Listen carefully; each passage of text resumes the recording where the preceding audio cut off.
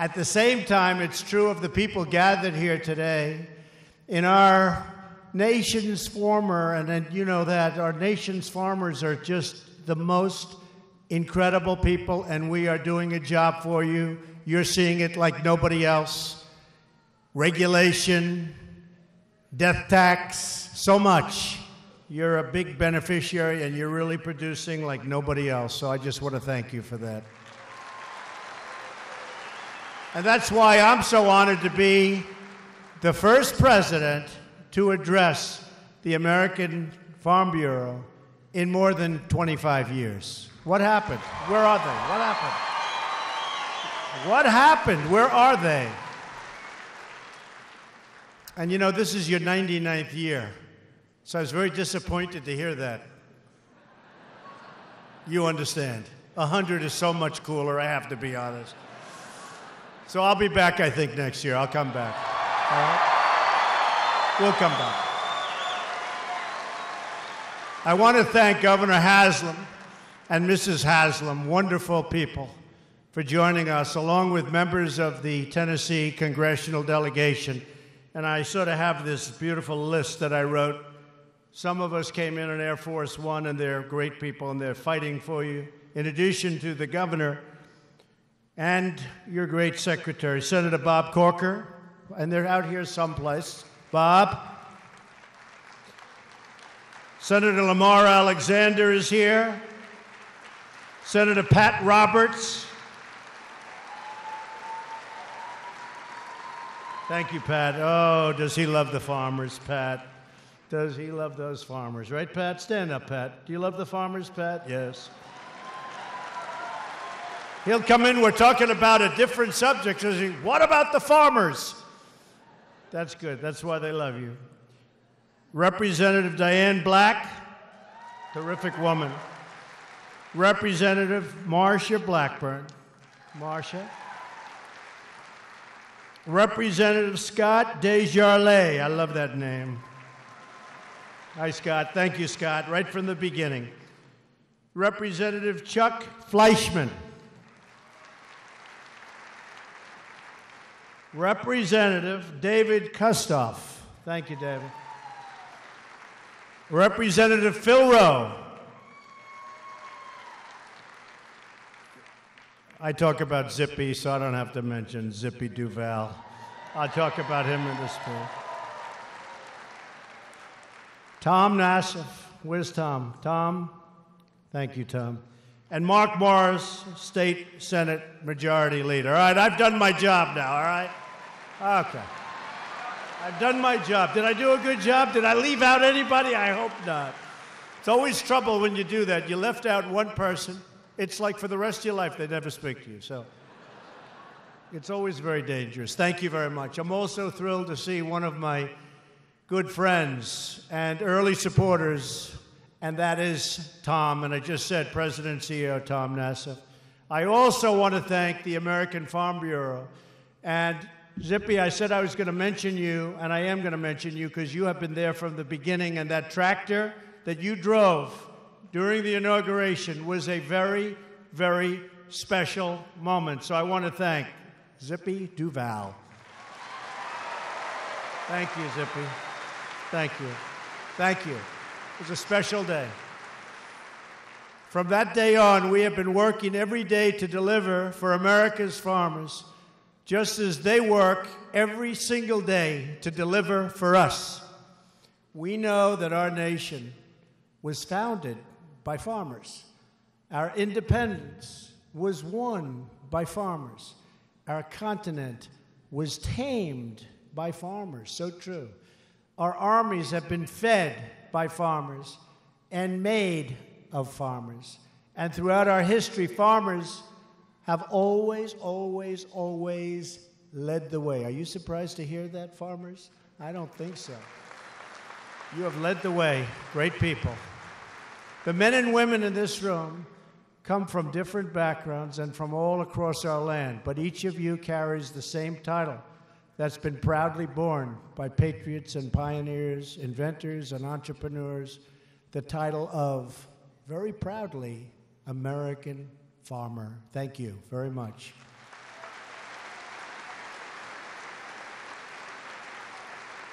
You embody the values of hard work, grit, self-reliance, and sheer determination we need to, did you ever hear this expression? Make America great again. Has anybody ever heard? And we're seeing already, it's very early, 11 months, the incredible results. We've created more than 2 million new jobs since the election, substantially more. Economic growth has surged past 3%, something that wasn't supposed to happen for a long time. We're way ahead of schedule. Unemployment is at a 17-year low. By the way, African-American unemployment is the lowest it's ever been in the history of our records. Great. I told you the stock market is hitting one all-time record after another, boosting your 401ks and retirement accounts for everyday Americans. Everybody happy with your 401k? Because if you're not, there's something very wrong. I had a policeman in New York come up to me and said, Mr. President, I was shaking hands. Do we love our police and our uniform? And he came up, he was online, and we're taking pictures, and it's a nice event. And he said, sir, I want to thank you for my 401k. I never thought in terms of this way. I said, I think I'm going to use this every once in a while. He said, my 401k is up 39%. It's so good. My wife thinks don't forget, this is like in 9 months when I met him. He said, my wife thinks I'm an investment genius. Thank you, sir. Thank you. And I said, you know what? Based on the stocks, 39 is not that good. You're not really doing that well. Don't tell your wife that. The American dream is roaring back to life, and we have just signed into law the most significant tax cuts and reforms in American history.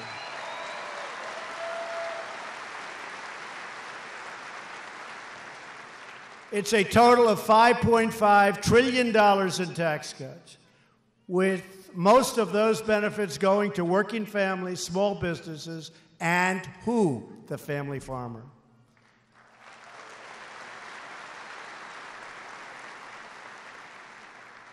And I hate to say this, but your competing party wants to raise those taxes. They want to raise them.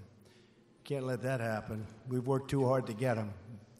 Businesses across America have already started to raise wages, and more than 100 companies have already given bonuses and other benefits to hundreds of thousands of workers as a result of these massive tax cuts. You see it happening every day. Today they just announced more.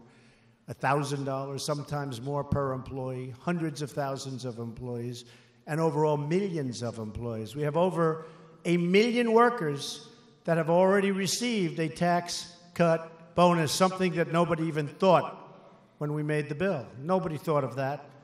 It happened. AT&T came out, another one came out, another one, then they started copying. Now the ones that didn't get it, everyone's saying, where's mine? So they're all going to have it. So we never thought about it. And frankly, that worked out fantastically well, even before the February date where you're going to start seeing a lot more money in your paycheck. And yet every Democrat in the House and every Democrat in the Senate voted against tax cuts for the American farmer and for the American worker. But Republicans came together and delivered historic relief for our farmers and our middle class. And it wasn't easy.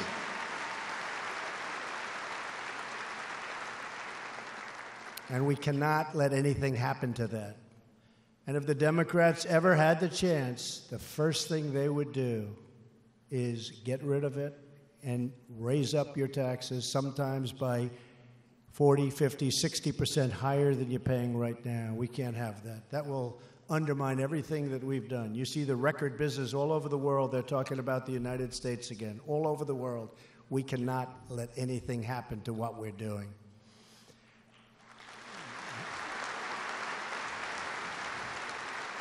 Under the really large tax cut, I always call it massive. Sometimes they say huge. Not a bad one. Huge tax cut. But under our huge tax cut, that we just passed, Americans will be paying less in taxes and keeping more of their own money to do what you want. You can save it, you can spend it, but it's all good for our country. We've lowered tax rates, nearly doubled the standard deduction, and doubled the child tax credit. It's a big thing. Under this new law, the typical family of four earning $75,000 will see an income tax cut of more than $2,000 each, slashing their tax bill in half each year. American businesses are going from the highest tax rate in the developed world. Last year, the highest in the developed world, think of it, to one of the most competitive this year, from 35%, which is unacceptable, all the way down to 21%. And on top of that, you have a lot of advantages. Small and mid-sized businesses will receive massive tax cuts. It's a lot of the folks in this room.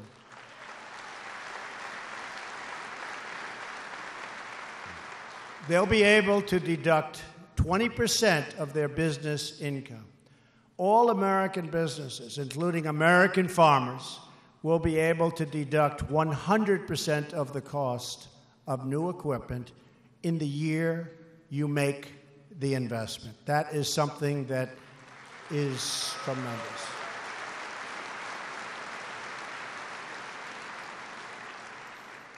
That is something that I think is going to be the sleeper of the bill. You deduct it all in 1 year, as opposed to over many years. That's a tremendous thing.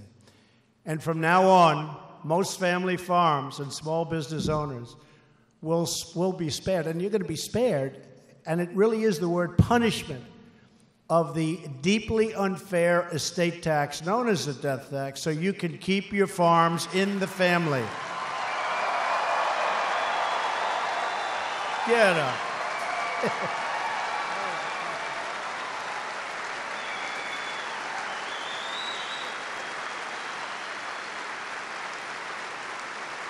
That was a tough one to get. That was a tough one.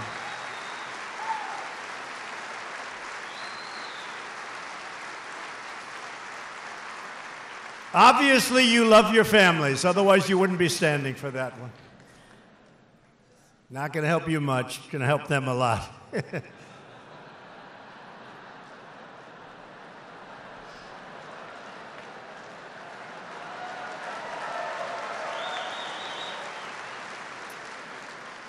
And what's been happening is, you have a farm and it does well, but its value is more than the income really would justify. And what happens is families were forced to take these farms and sell them at a fire sale price.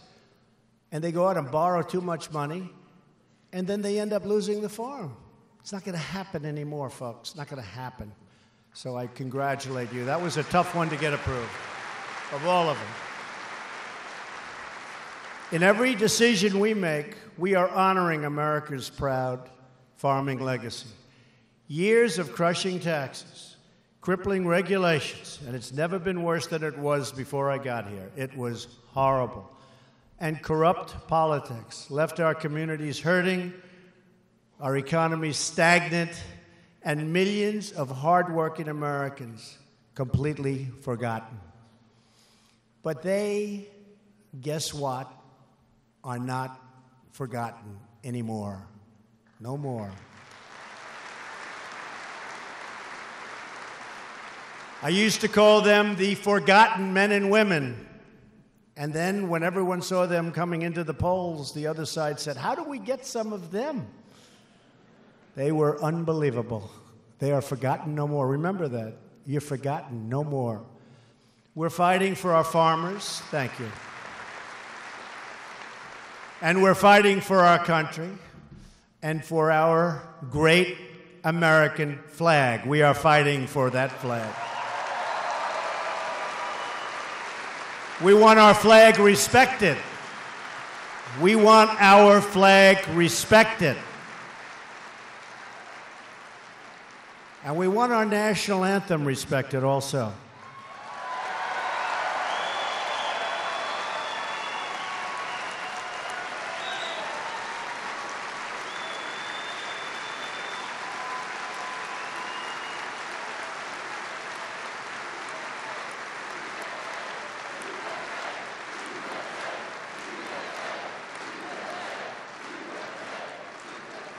There's plenty of space for people to express their views and to protest. But we love our flag, we love our anthem, and we want to keep it that way. As we put money back in the pockets of all Americans, including our farmers and ranchers, we're also putting an end to the regulatory assault on your way of life, and it was an assault indeed. For years, many of you have endured burdensome fines, inspections, paperwork, and relentless intrusion from an army of regulators at the EPA, the FDA, and countless other federal agencies. Is that right, by the way? That's why I'm truly proud to report that within our first 11 months, my administration has canceled or delayed over 1,500 planned regulatory actions or assaults, more than any president in the history of the United States.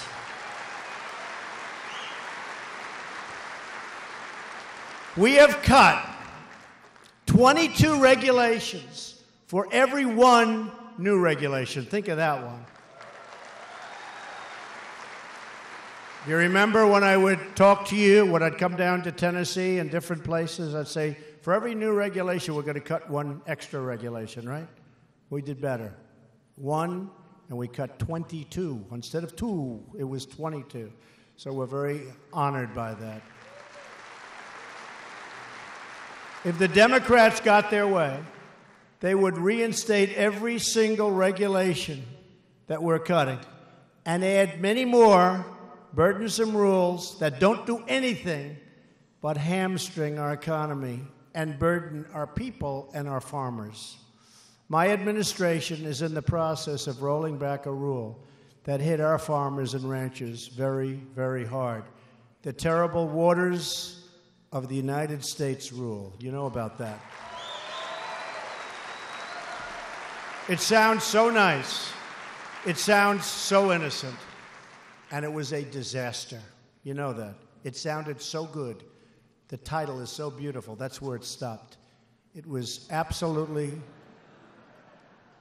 And I have to say this. When I signed it, I say, oh, I'm going to be killed on this one. And you know what? People came to me and they saw me and they were crying.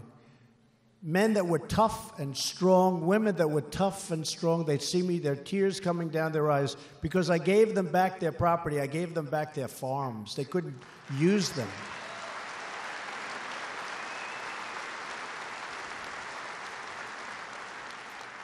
We ditched the rule, I call it. We ditched the rule.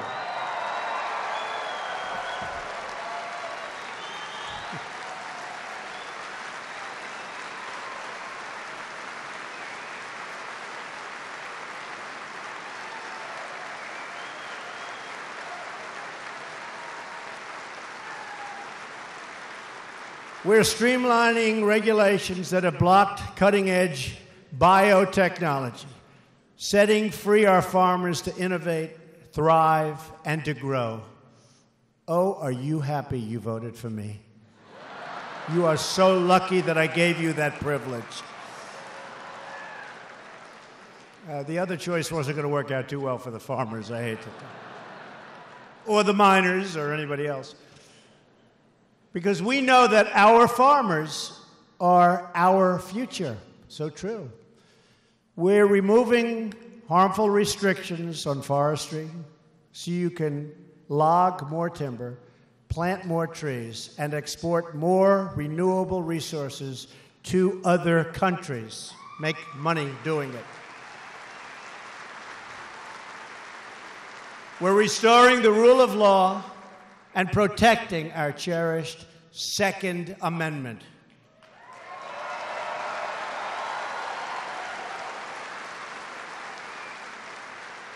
That was another thing that would have been gone had the other side won, but that wasn't so close. Didn't turn out to be, remember? There is no way to 270, and there wasn't. We got 306 or 304. There was no way to 270. We ended up with 304. After two were taken away from us somehow. I don't know how that won. We had 306, then it ended up being 304. You'll explain that to me someday. To level the playing field for our great American exporters, our farmers and ranchers, as well as our manufacturers, we're reviewing all of our trade agreements to make sure that they are fair and reciprocal. Reciprocal, so important. On NAFTA, I am working very hard to get a better deal for our country and for our farmers and for our manufacturers. It's under negotiation as we speak. But think of it. When Mexico's making all of that money, when Canada's making all of that money, it's not the easiest negotiation. But we're going to make it fair for you people again. Now we want to see even more victories for the American farmer and for the American rancher. Here today is Senate Agriculture Committee Chairman Pat Roberts, and I'm looking forward to working with Congress to pass the Farm Bill on time so that it delivers for all of you, and I support a bill that includes crop insurance, unless you don't want me to.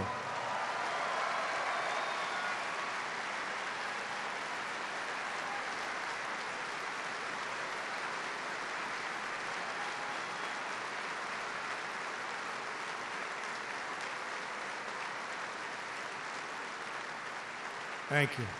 I guess you like it, right? Good. Because if I heard no applause, I'd say, forget it, give it up. Now I can't do that. Now, we're working hard on the Farm Bill, and I think it's going to go well. We're also moving swiftly to bring hope and prosperity to struggling rural communities. Last April, I commissioned a task force to meet with farmers and local communities to find the greatest barriers to rural prosperity. Today, this task force is releasing its final report, and I am taking action right at that beautiful table, right out of the hills of Tennessee, right there. I'm going to be signing two very important bills.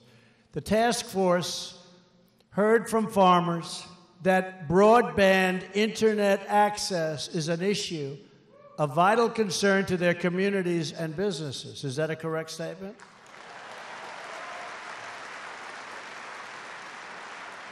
That is why today, in a few minutes, I will take the first step to expand access to broadband internet in rural America, so you can compete on a level playing field, which you were not able to do. Not fair. I will sign two presidential orders to provide broader and faster and better internet coverage. Make sure you look up @real Donald Trump, right? I have a feeling you get that anyway, actually. It's our only way around the media. Fake media.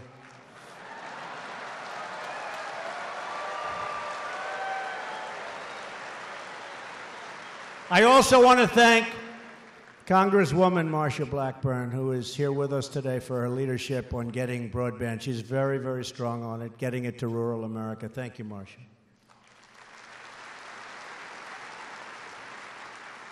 The task force also focused on the need to rebuild our crumbling rural infrastructure.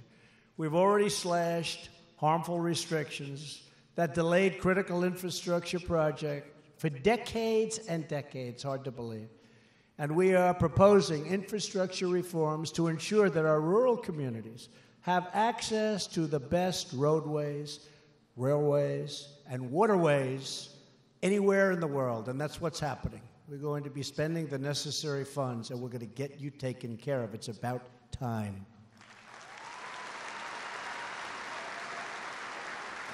And these projects are going to be built, like I do, under budget and ahead of schedule, okay? We are confronting the scourge of drug addiction and overdoses that plagues far too many of our rural communities and claims too many American lives all over our country. We are fighting the opioid epidemic, and we are proudly supporting the men and women of law enforcement, including our wonderful ICE officers and Border Patrol agents. These are incredible people who endorsed me during the campaign, and they are incredible. They're doing a great job at the border, by the way. We are going to end chain migration. We are going to end the lottery system, and we are going to build the wall.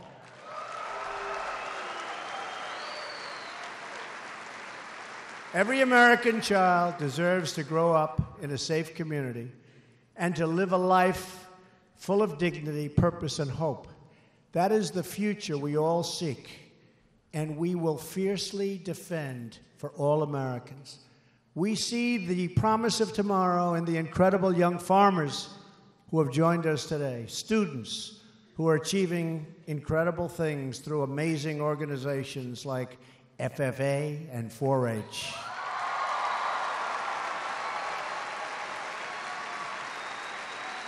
Great people. Great people, thank you. Great people. It's the future of our country. That's the future of our country. Great young people. Their devotion to our nation inspires us all, really does. But to ensure that our young people reach their potential and our nation fulfills its destiny, we must remember and honor our history. We have to remember our history. Mostly good, some not so good, but you learn from it. We have to remember our history.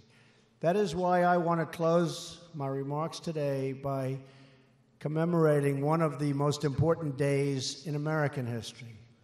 Today, January 8th, the story began right here in Tennessee.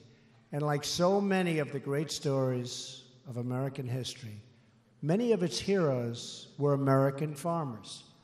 It was a pivotal moment in the War of 1812. At the time, the British Army seemed totally unstoppable. They had just beaten Napoleon in Europe and set fire to the United States Capitol. But that did not stop a man named General Andrew Jackson of Tennessee. Do you ever hear of Andrew Jackson of Tennessee? He was a great general and a great president. And his ragtag militia of patriots who were ready to fight to defend American independence. In December of 1814, Jackson and his Tennessee volunteers had made their way to New Orleans to defend that crucial port from the British.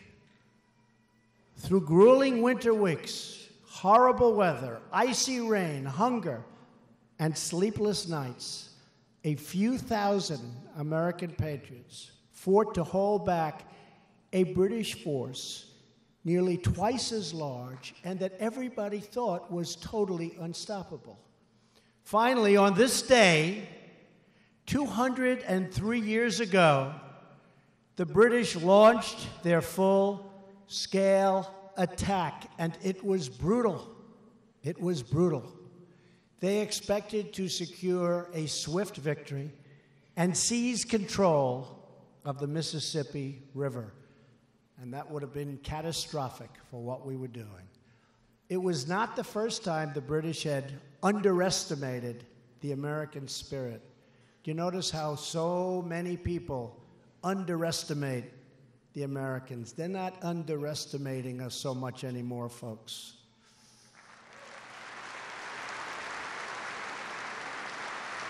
But Jackson's men quickly proved them very, very wrong.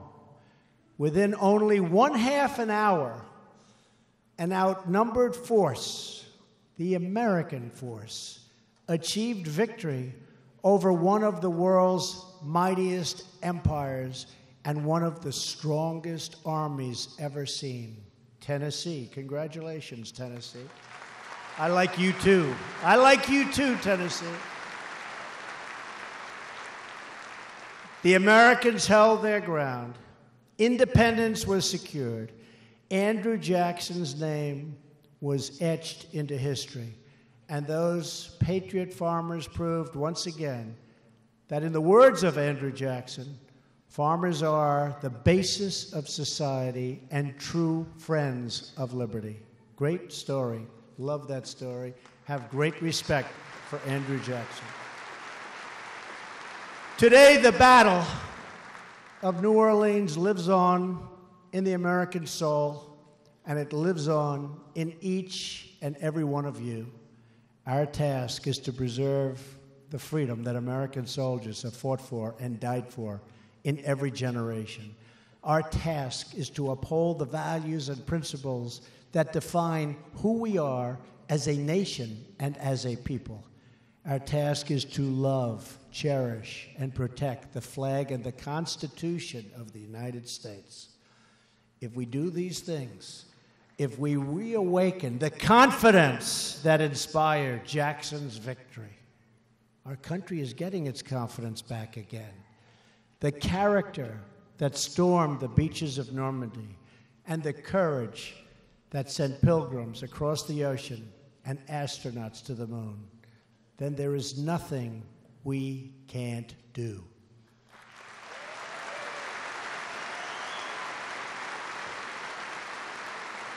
For America, there is no task too great, no goal too large, no dream beyond our reach.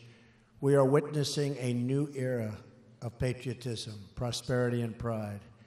And at the forefront of this exciting new chapter is the great American farmer. Thank you.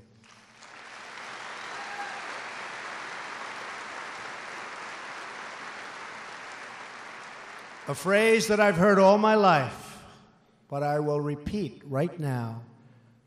Very simple, but very, very accurate and concise. Farm country is God's country. So true.